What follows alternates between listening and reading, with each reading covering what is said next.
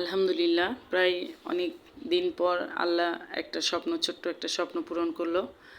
তো এই তো আজকে আমার মা আমার বাসায় এসছে, এর জন্য কালাই রুটি সবাই মিলে একটু খাওয়া দাওয়া করবো। তো আসসালামু আলাইকুম, হ্যালো এভরিওয়ান, আপনারা সবাই কেমন আছেন? আল্লাহর রহমতে আমি অনেক ভালো আছি। তো এই তো মা অনেক দিন পর আসলো আমার বাসায়। তো হচ্ছে আজকে সবাই কালাই রুটি খাবো। একটু আমার আম্মা, আমার ছেলে পিলে সব বললো যে নানি কালাই রুটি খাবো। তো যেই বলা সেই কাজ। তো আমার ছোট্ট একটা চুলা আছে ল্যান্ডিংয়ের উপরে, আমি ময়দা সেনে কমপ্লিট করে দিয়েছি মাকে। মা এখন খড়ির চুলাটা ধরাবে। গ্যাসেও করা ভালো হয়, কিন্তু মাটির খড়ির চুলায় সব থেকে বেশি ভালো হয় কালাই রুটিটা বানানো। তার জন্য আম্মা বলল যে চলো চুলা ধরিয়ে ওখানে করি। তো মা আর আমি মিলে চলে আসলাম ল্যান্ডিংয়ের উপরে। আমার ছোট্ট একটা চুলা আছে, ওইখানে রুটিটা বানাবো, তৈরি করব। তো সবাই মিলে বাসায় আছি আজকে। আলামিনের আব্বু, আমার আব্বাও এসেছে, আমার মা, আমার আব্বা, আমার বোনের ছেলেও এসেছে।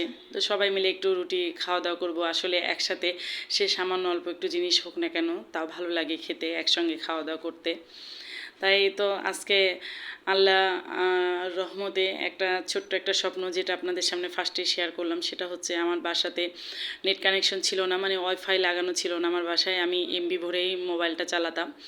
তো আল্লাহর রহমত, এর আগেও দেখিয়েছি আপনাদেরকে, আমার ফেসবুক পেজে আছে। আমার 3 ছেলের পরবী, আমার পরবী দিয়ে, এগুলো আসলে ঈদ পরবী দিয়েই ওয়াইফাই লাইনটা আমরা নিলাম, কিনে নিয়ে আসলাম, রাউটার সব কিছুই। তো এই তো আলহামদুলিল্লাহ আজকে সেটা লাগানো কমপ্লিট হয়েছে। তা আমার ওয়াইফাই লাইন থেকে আমার এই ভিডিওটা আজকে আপলোড করব, আপনাদের সাথে শেয়ার করব। আপনারা সবাই দোয়া করবেন আমাদের জন্যে। আল্লাহ বিপদ দেয় বা আল্লাহই উদ্ধার করে, সব কিছুর মালিক হচ্ছে আল্লাহ। আল্লাহ সব কিছু দিয়ে সবাইকে পরীক্ষা করে, কেননা আল্লাহ সব কিছু ভালো জানে। হয়তোবা আল্লাহ এতদিন চায়নি, তাই হয়নি। তো আল্লাহ হয়তোবা চেয়েছে এখন, তাই এই ছোট্ট একটা স্বপ্ন পূরণ করতে পেরেছি। তো আমার মা রুটিটা বানাচ্ছে, ফার্স্টে ময়দাটা সানা হয়নি, এর জন্য রুটিটা এভাবে ফেটে গেছে, রুটির ধারটা এভাবে ফেটে গেছে, সাইডটা। তো এখন মানে চুলাটাও ভালোভাবে, মানে খোলাটা তেতে ছিল না, এই জন্য রুটিটাও লেগে গেছে। না তো সুন্দরভাবে উঠে যায় রুটি, একদম খোলা তেতে যদি থাকে তাহলে খুব সুন্দরভাবে লেগে যায়। আর একদম কাঠের খড়ি তো এত মানে জোরে মানে জ্বলতে শুরু করেছে যে রুটিটা একটু ছ্যানছ্যানা হয়ে গেছে। তো এই যেভাবে ময়দাটা সুন্দর করে আবার লই করে নিতে হয় পিরাতে। তো প্রথম রুটিটা হয়ে গেছে, আলামিন মাদ্রাসায় যাবে, তাই আলামিনকে তাড়াহুড়া করে দিয়েছিলাম। তো আম্মা বলছে ওকে আগে দিয়ে দাও। তো ওকে খেতে দিয়ে দিয়েছি। তো এই যে রুটিটা হয়ে গেছে। তো আমি আবার বললাম যে একটু গরম গরম রুটি আর একটু ঝাল একটু খেয়ে দেখে সামান্য একটু মুখে দিয়ে, মানে আসলে দেখলে লোভ সামলানো যায় না। তো ফার্স্টে করে একটু খেলাম। আসলে মায়ের হাতের করা বলে, মানে খাওয়া বলে কথা, নিজেও করে খেতে পারি, তারপরেও মায়ের হাতের রান্নার স্বাদই আলাদা।